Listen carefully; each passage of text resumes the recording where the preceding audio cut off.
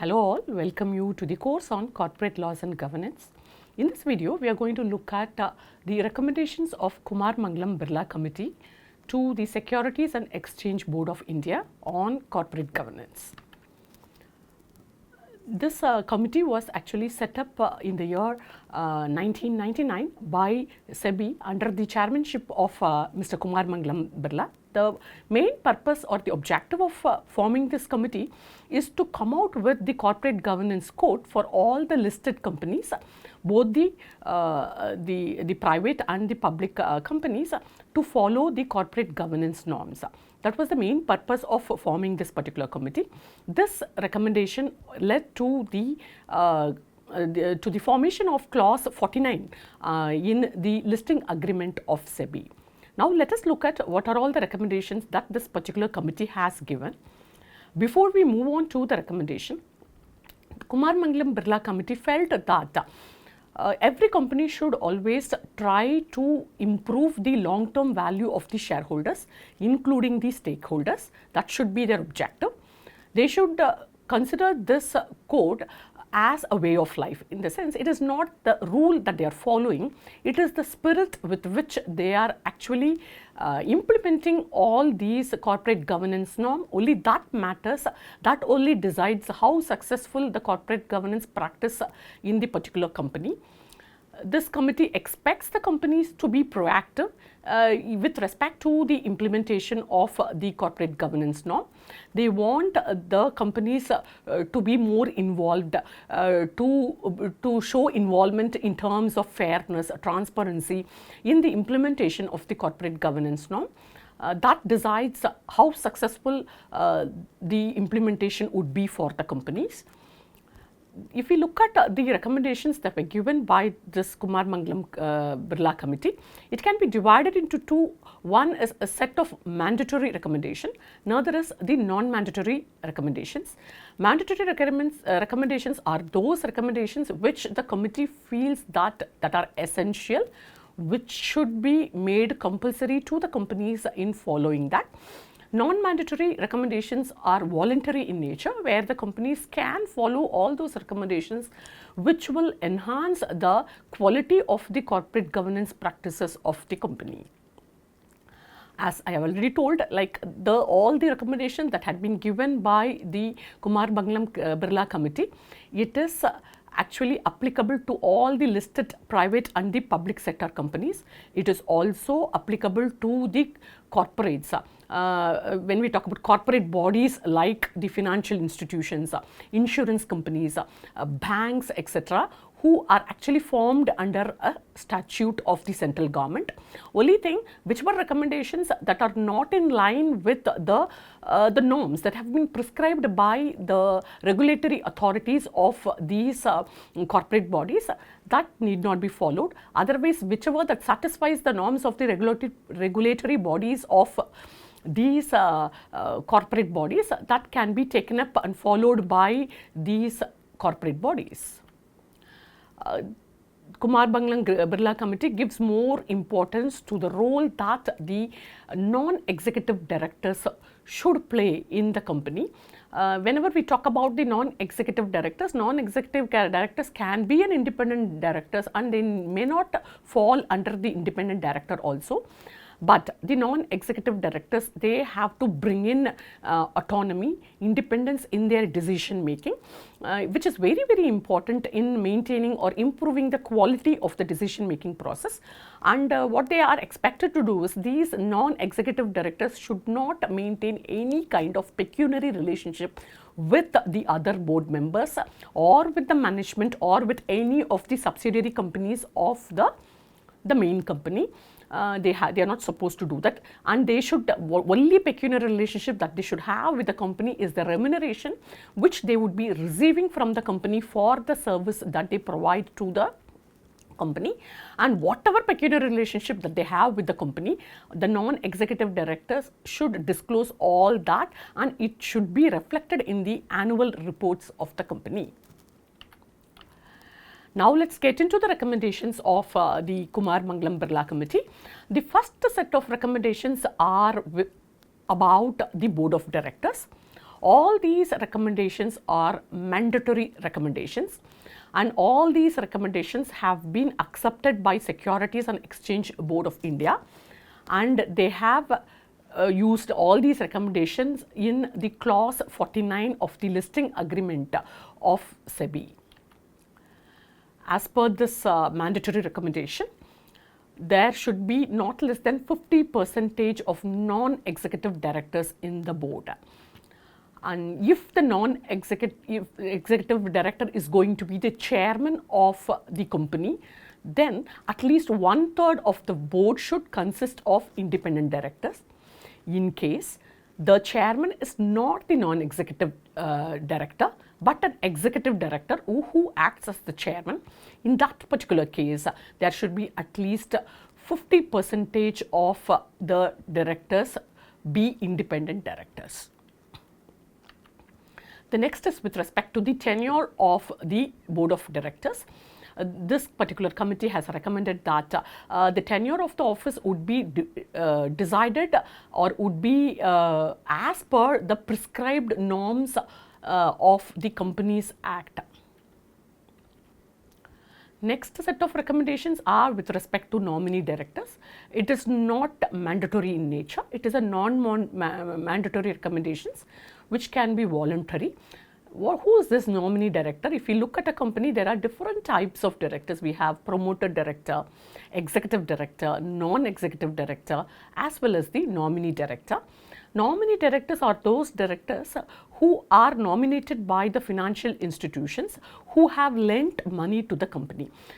So what this particular committee feels is that if the nominee director should be there in the board of director, if this is been accepted, or if this has been put in the agreement, loan agreement between the company and the financial institution, then they can have the nominee director.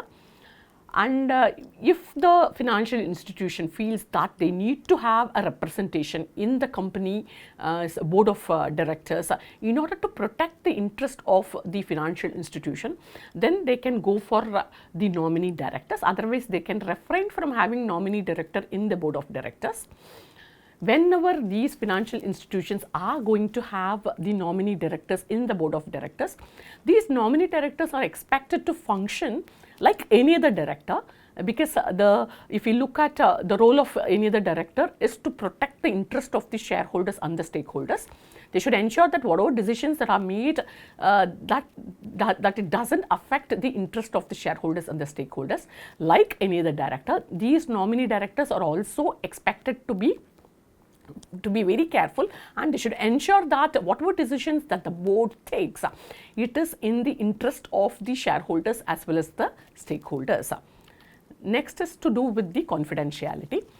When these nominee directors are going to be in the board, they would be having access to the inside information of the company. These nominee directors should never ever share these inside information with the other departments of the financial institution who would be operating in the capital market. Somewhere down the line, if the confidentiality is broken, then it is against the interest of the shareholders and the stakeholders. So one of the main things that has to be kept in mind by the nominee director is not to divulge any of the details of the company which the other departments of the financial institution can use it to their advantage.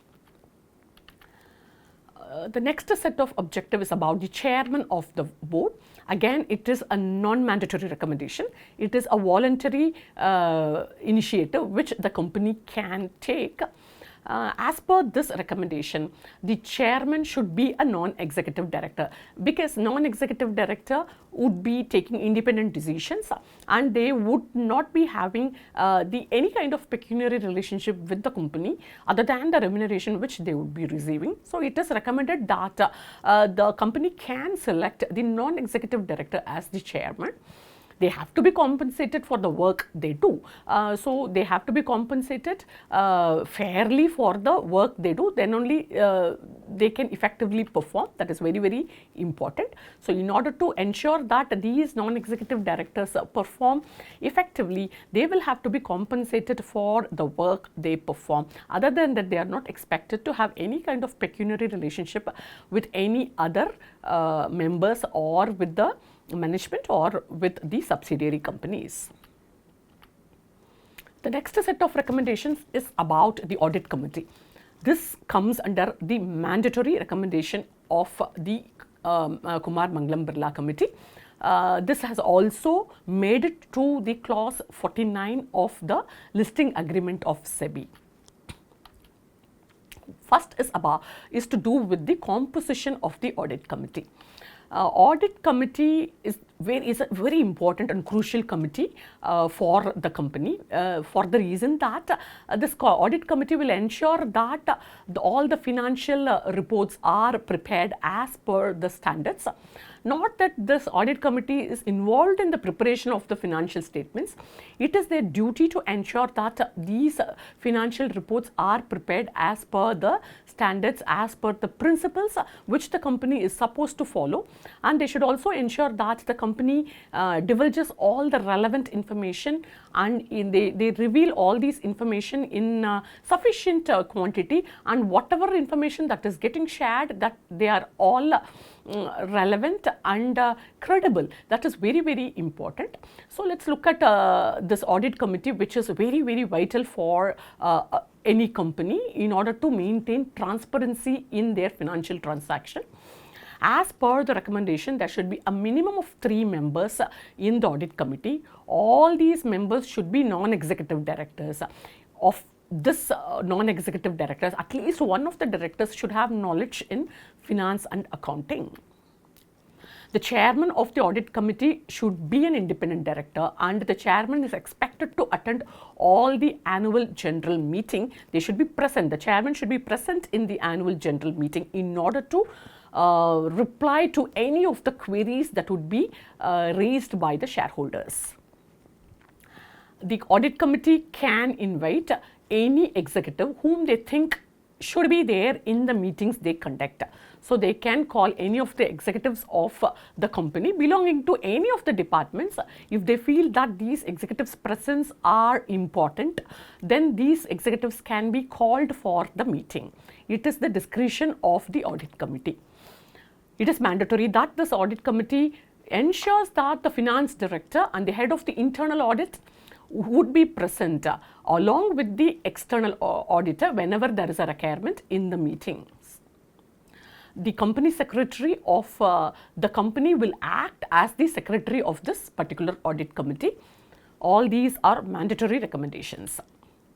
Next set of recommendations, which is again to do with the audit committee. It is about the frequency of the meetings that the audit committee should conduct in a year, as well as the minimum number of members they should have in order to conduct the meeting. It is about that. Of course, it is a mandatory recommendation.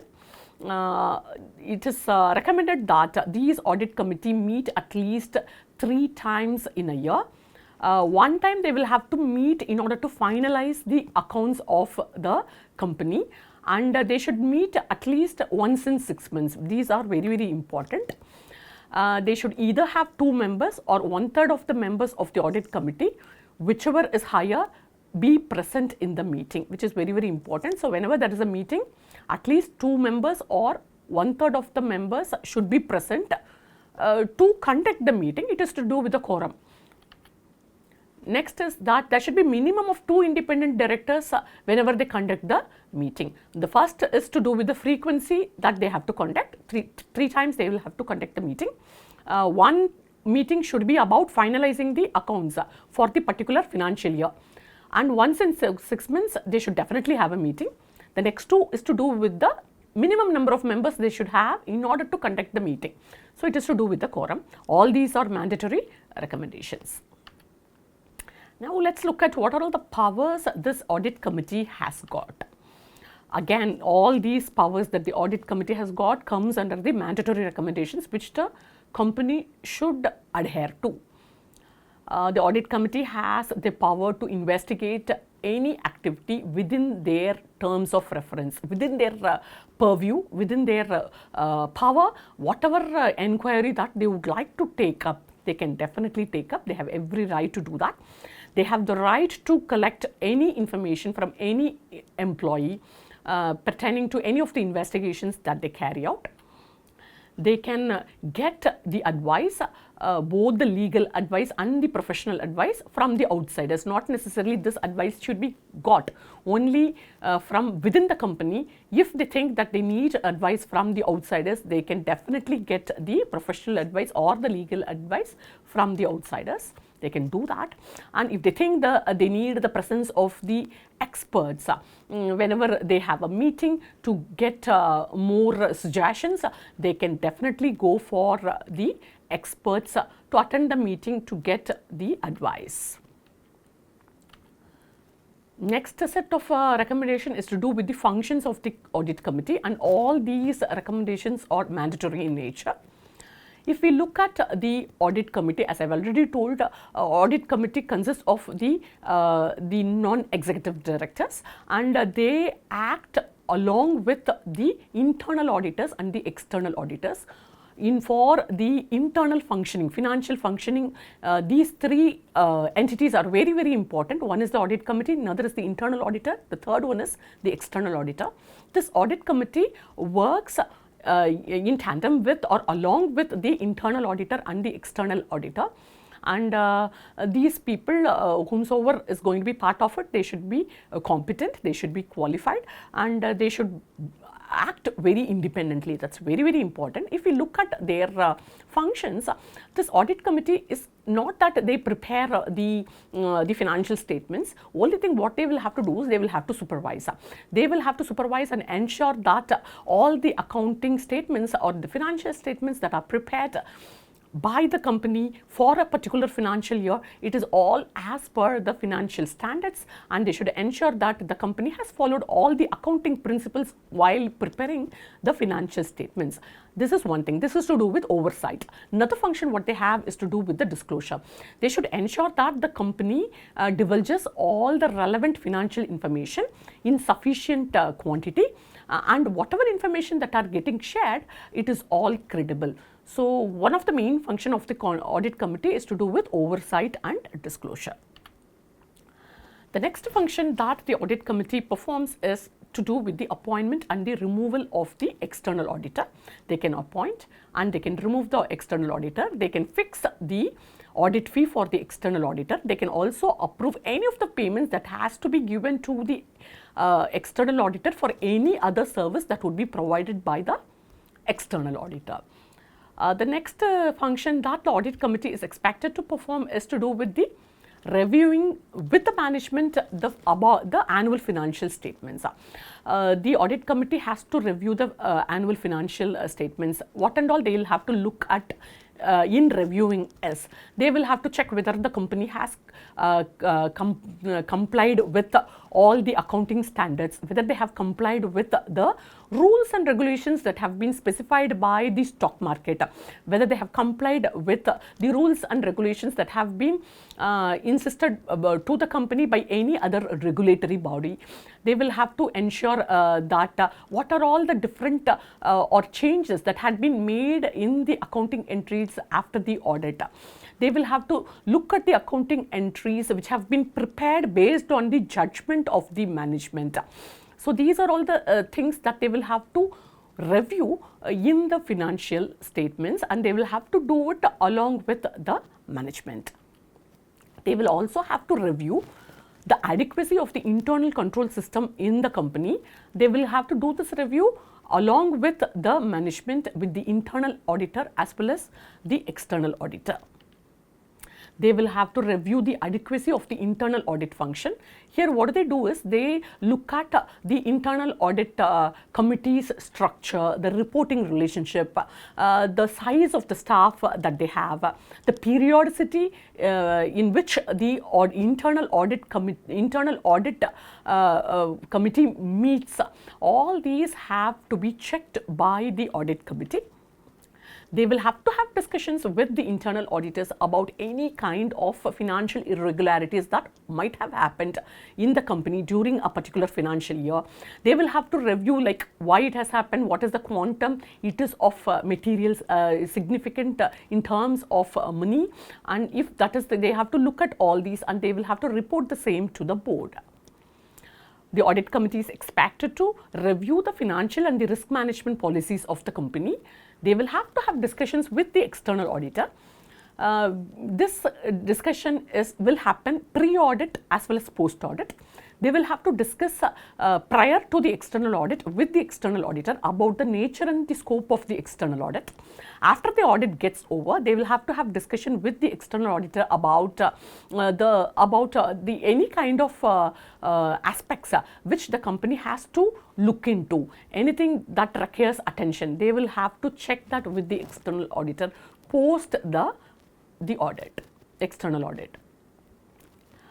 And they will also have to look at is there any default in payment which is substantial in nature. When we say default in payment of the money to the depositors, or default in the payment to the creditors or to the shareholders. When we say default to the shareholders, when the dividends are declared and if the shareholders haven't received the dividend, then this has to be looked into. So if there is going to be any kind of non-payment either to the depositors or the creditors, or for that matter the financial institutions or the shareholders, these matters have to be looked into by the audit committee. It becomes one of their functions.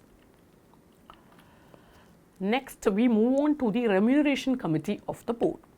This is a non-mandatory recommendation, and it is a voluntary initiative which the company can go with.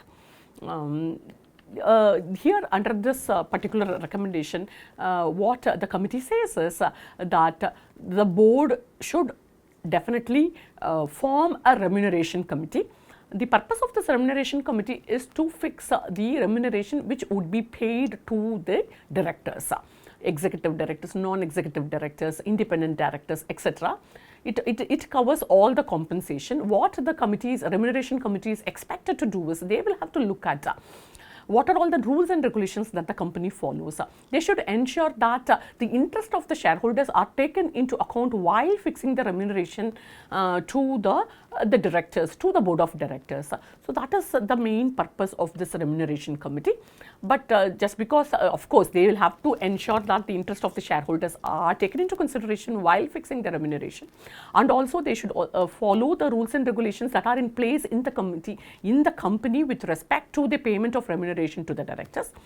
But they should ensure that these directors get a fair amount of remuneration for the work they perform. Then only these executive directors or the non-executive or the independent directors would be motivated to give their best. So they should ensure that the remunerations or the compensations that are given are adequate, and not that it should be more beyond what that has to be given, but it should be decent enough to motivate these directors to do their duties effectively. The next set of recommendations are to do with the composition quorum of the remuneration committee. Again, it is a non-mandatory recommendation. It is not a compulsion that the company has to follow, but they can take it up and follow it in order to enhance the quality of the corporate governance practices of the company. With respect to the remuneration committee, there should be minimum 3 directors, and all the directors should be non-executive directors, and the chairman of the committee should be an independent director. So if we look at the remuneration committee is out and out consists of non-executive directors, and in that the chairman would be the independent director, like how we had it in audit committee. And whenever any meeting is conducted by this remuneration committee, they should ensure that all of them are present. Then only the meeting can be conducted, not otherwise. It is not that 1/3 can participate or 1/3 of the independent directors should be there. It is not so. Every member of the remuneration committee should be present whenever the meeting is conducted. So whenever the venue and the date are finalized, the committee should ensure that all would be present for the meeting. Then only the meeting can be conducted, not otherwise. And it is very, very important that the chairman of the remuneration committee should be there in the annual general meeting. Why the chairman should be present in the annual general meeting is that the chairman should answer to the queries that would be raised by the shareholders in the annual general meeting. So they will have to be present. Not necessarily the answers should be given only by the chairman. Yeah, he or she would be present, and they can ask the other members of the remuneration committee to answer whomsoever they think would be appropriate to answer. The last one is a mandatory recommendation which should be followed by the company. It is the board of directors who would decide the remuneration of the non-executive directors. So the decision of remuneration of the non-executive directors would be done by the board of directors. Next is to do with the disclosure of remuneration package. This is a mandatory recommendation which every company should follow. Here under this disclosure of remuneration package, the committee recommends that all elements of the remuneration package of the directors, when we say all elements, it includes the salary, benefits, bonus, stock options, pensions, etc. So every component of any compensation that the directors get, it has to be disclosed. Again, a disclosure should be made about the fixed component as well as the performance linked incentives, and whenever it is going to be a performance linked incentive, they will have to disclose on what basis these performance incentives are given by the company. So they will have to give information about the performance criteria that have been used for announcing this performance linked incentive. They will have to disclose the board procedures. They will also have to disclose the stock option details when it would be exercised by the beneficiary of the stock option, and whether it has been issued at discount and how long they can have to keep it and when they can exit from the stock option. All these details have to be given. So these are all the disclosures with respect to the remuneration package, and all these recommendations are mandatory in nature. Next set of recommendations are to do with the board procedures, and all these recommendations are mandatory in nature. As per this board procedure, board meetings should happen minimum of 4 times in a year, and the maximum gap that any 2 consecutive meetings can have is 4 months.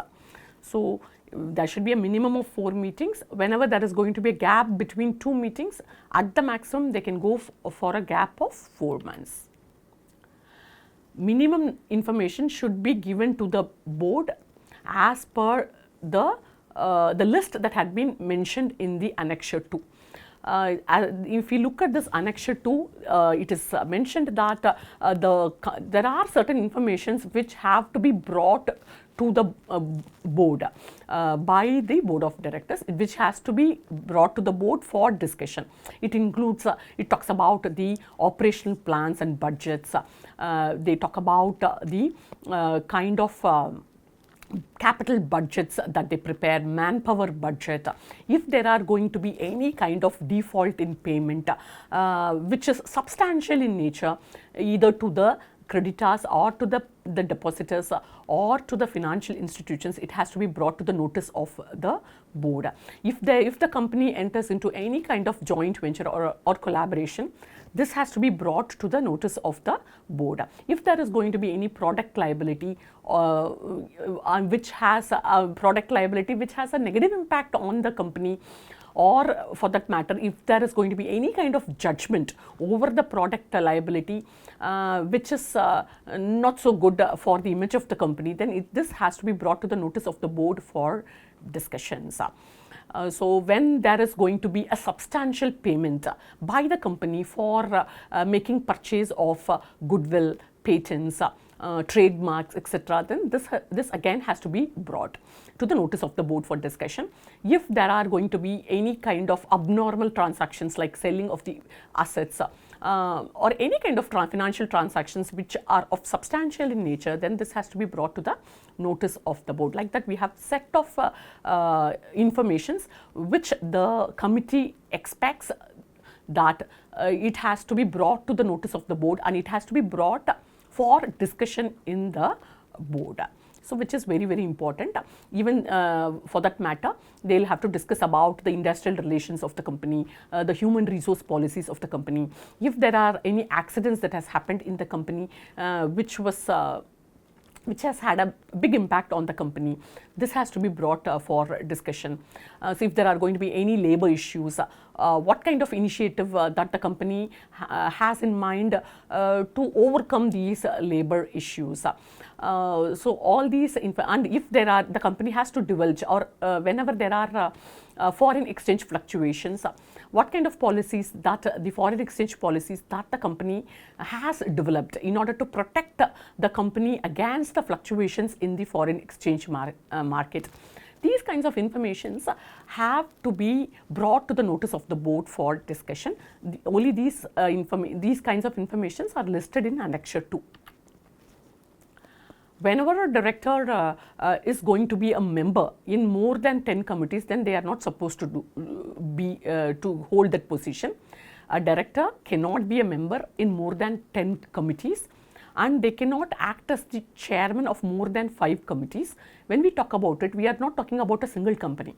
This is across companies. When a director is going to be part of different companies as the director, the maximum number of committees that he or she can be the member is 10. Similarly, the director can act as the chairman in not more than 5 committees across all the companies.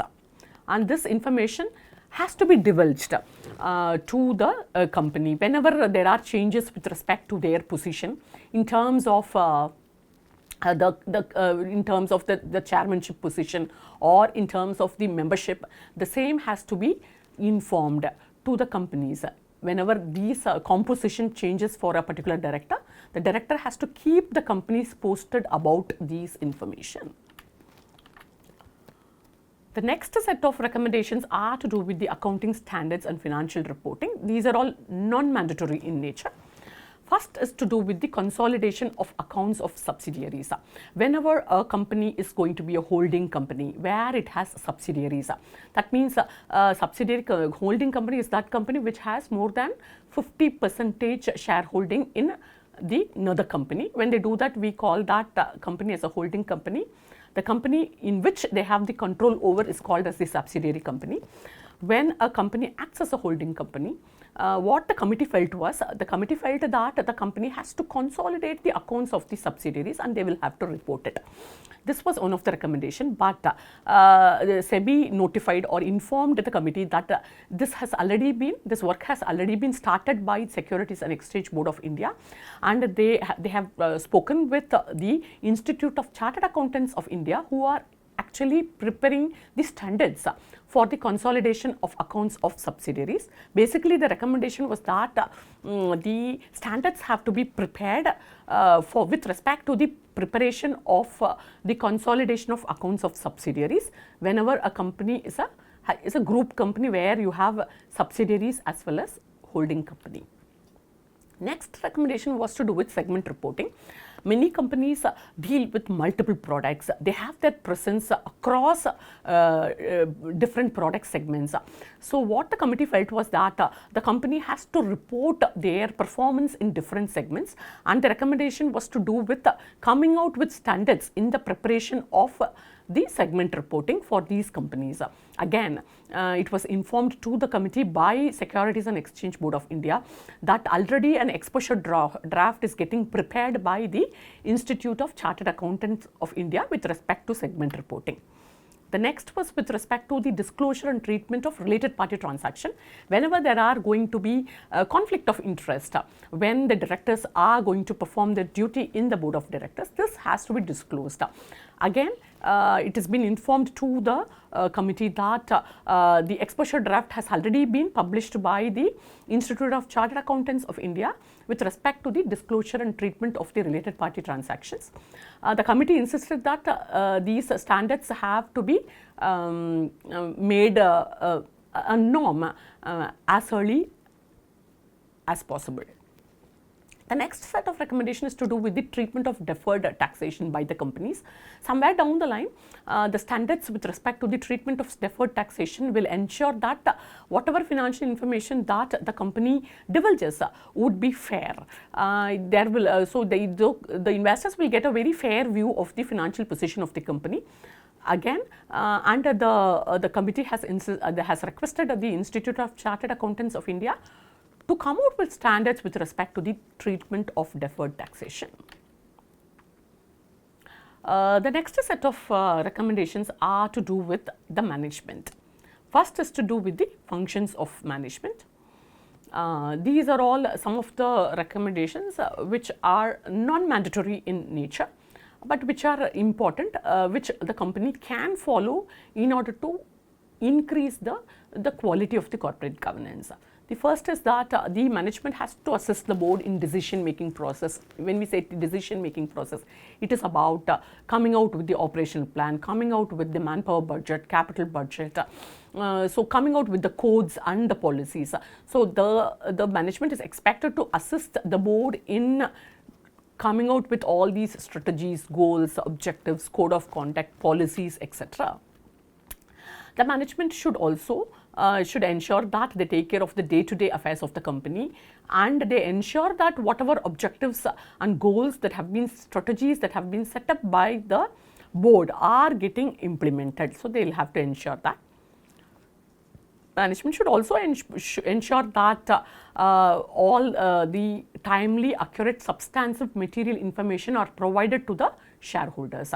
So shareholders should, not only the shareholders, even the board committees, board of directors, all these people should get timely, accurate and substantive material information. The management should ensure that the company follows all the rules and regulations. So there should not be any kind of non-compliance, and they should ensure that the company follows all the rules and regulations as that had been prescribed by the regulatory bodies. They should also ensure that the shareholders get the information in a timely basis, and whatever information that are provided, they are substantial and they are credible. So this has to be ensured by the management. The management should set up and implement an effective internal control systems in the organization. The management should implement, they should also comply with the code of conduct as laid down by the board. They should cooperate and facilitate the efficient working of the board committees. The last two, which is in bold, these two are mandatory in nature. The rest all are non-mandatory. They can all be adopted on a voluntary basis by the company, but these two are mandatory, which the company is expected to follow. First one is to do with the conflict of interest. Whenever the management is going to involve in any kind of transaction where they have a personal interest. When we say any kind of transaction, this is on behalf of the company. When they are going to enter into any kind of transaction on behalf of the company or for the company, if they have a personal interest, then this should be divulged. This should be disclosed, because this results in conflict of interest, and this is going to affect the interest of the shareholders and the stakeholders at large. So they have to divulge this information. The next is that in the annual report, there should be a section on management discussion and analysis report. Here, the management should discuss about the industry prospects, the outlook of the industry, what are all the opportunities and threats that the company has. They will have to analyze the risk that are there in the particular industry. So they have to talk about how good the company is performing in different segments, what are all their operating profit. So they will have to discuss about all these things in the management discussion and analysis report, and they should also talk about what are all their future plans. So all these details have to be provided in the annual report, which this becomes a section in the annual report, which will help the shareholders and the stakeholders to know about what are all there for them in future. So they will get a better idea about it and they can take decisions accordingly. The next set of recommendations are to do with shareholders, and these are mandatory in nature. If we look at it, shareholders play a very, very important role. They are the owners of the company. They may not be in a position to participate in the day-to-day activities of the company, but they also have to be proactive in nature.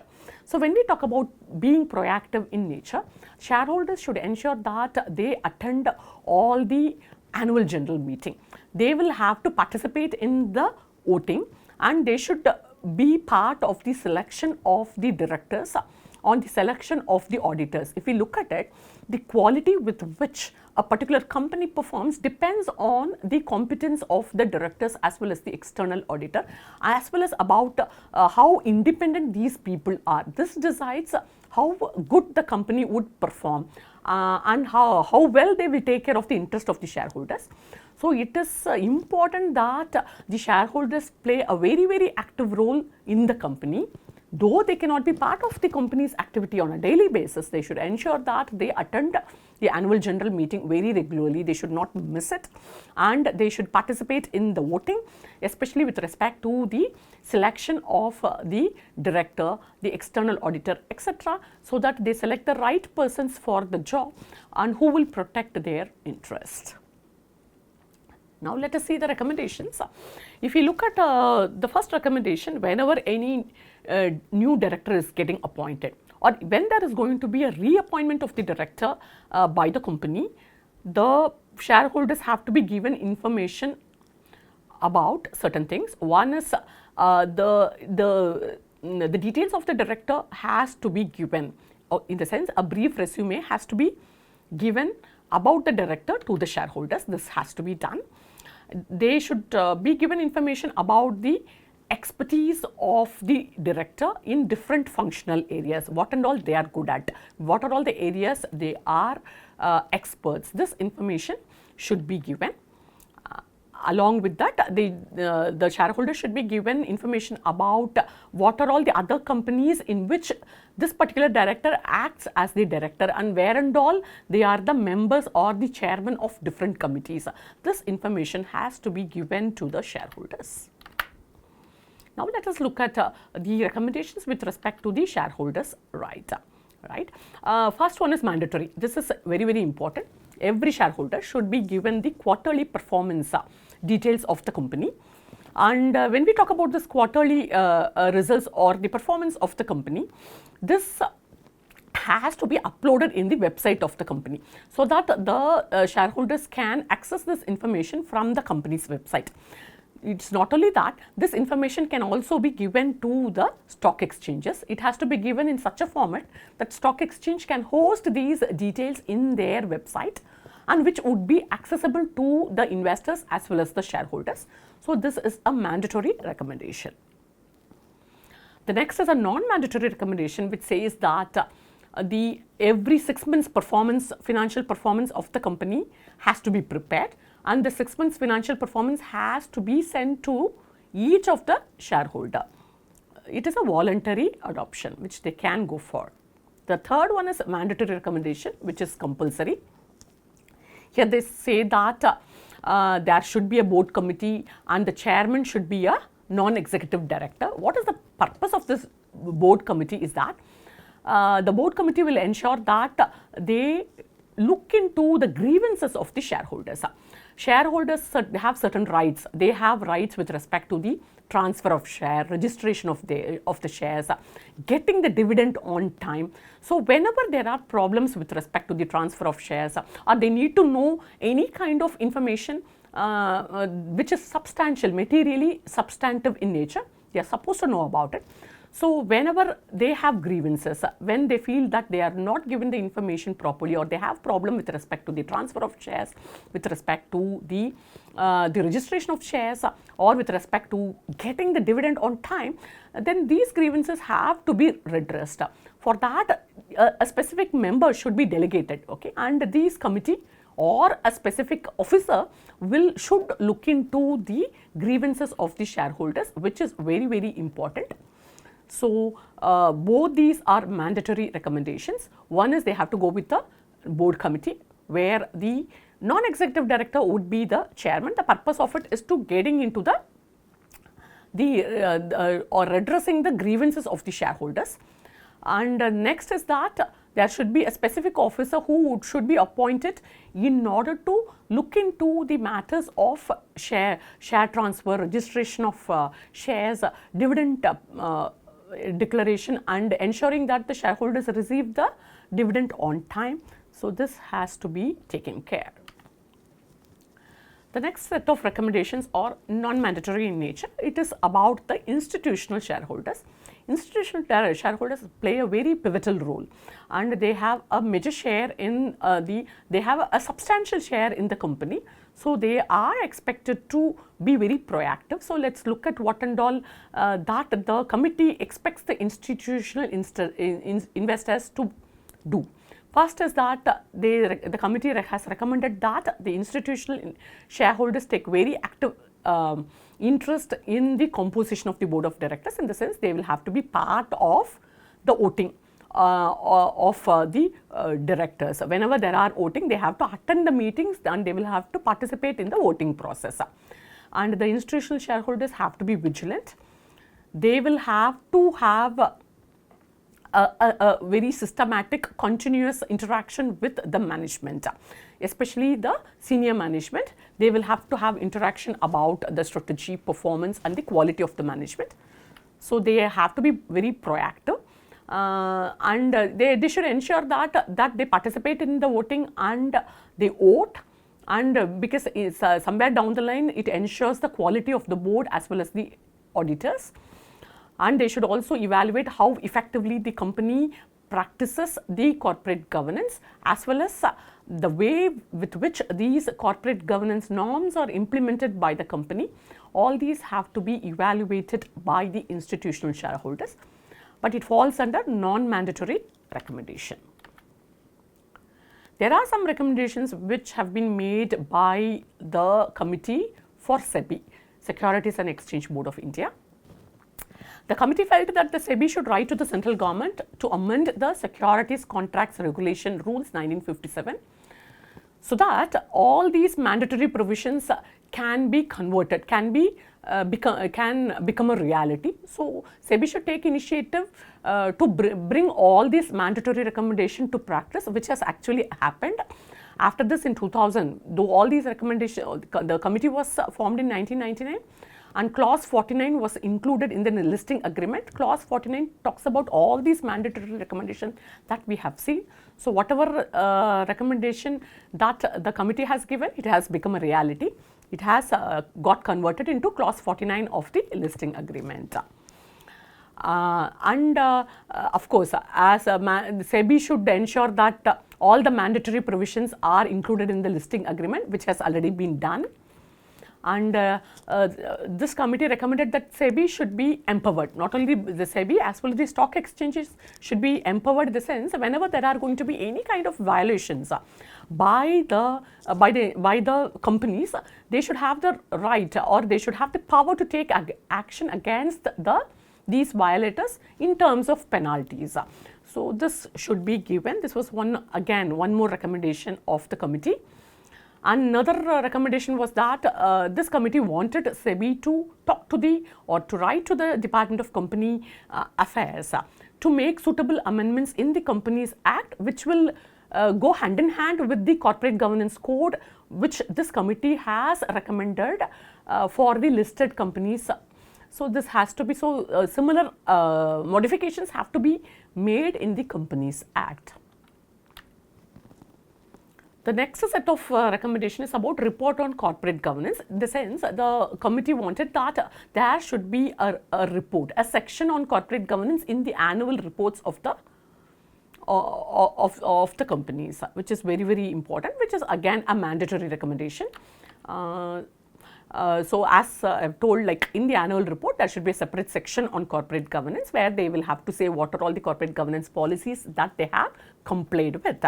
They should talk about that, the compliance report, whatever mandatory thing, which norms which they are supposed to follow, and the extent to which they have complied with this detail has to be there in the report. Not only that, whichever mandatory recommendation which they haven't complied with, they should state that, and they should also give reason why they couldn't comply with those mandatory recommendations. This information has to be given in the report. And the next is that they will have to say what are all the voluntary things which they have taken it up and they have implemented. They can give information about these two. So these are all the contents which should be there in the report on corporate governance, which would make a part of the annual report of the company. Another mandatory recommendation was that the company should get the compliance certificate. From who? From the auditors of the company, that they have followed all or they have complied with all the mandatory recommendations. So this certificate has to be given by the auditor. This has to appear, it has to be annexed along with the director's report. This director's report will appear in the annual report. So whenever after the director's report, this compliance certificate should also be kept, wherein the auditor certifies that the company has complied with all the mandatory recommendation. They should also send this compliance certificate to the stock exchanges. Whenever they send the annual returns to the stock exchanges, they should also send the compliance certificate. Thanks for listening.